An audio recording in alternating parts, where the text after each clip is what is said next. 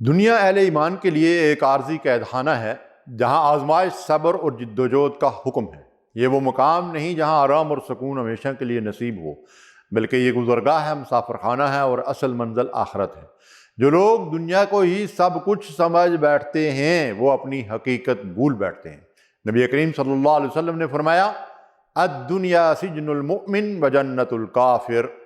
دنیا مومن کے لیے قید خانہ اور کافر کے لیے جنت ہے۔ اس حدیث کا مطلب یہ ہے کہ مومن دنیا میں خواہ کتنی ہی نعمتوں میں ہو پھر بھی وہ شریعت کے دائرے میں بند ہوتا ہے، اپنے نفس کی خواہشات کو روکتا ہے، حلال و حرام کی تمیز کرتا ہے اور ہر لمحہ اللہ کی رضا کا طالب ہوتا ہے۔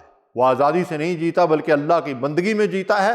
قرآن مجید میں اللہ تعالیٰ فرماتے ہیں، وَمَا هَذِهِ الْحَيَاةُ الدُّنْيَا إِلَّا لَهْوٌ وَلَعِبٌ وَإِنَّ الدَّارَ الْآخِرَةَ لَهِيَ الْحَيَوَانُ لَوْ كَانُوا يَعْلَمُونَ۔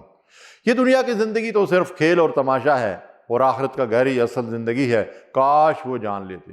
یہ آیت ہمیں دنیا کے دھوکے سے نکال کر آخرت کی حقیقت کی طرف بلاتی ہے۔ جو دنیا کو دائمی سمجھ لیتے ہیں وہ وقتی خوشیوں کے پیچھے اصل کامیابی کھو دیتے ہیں۔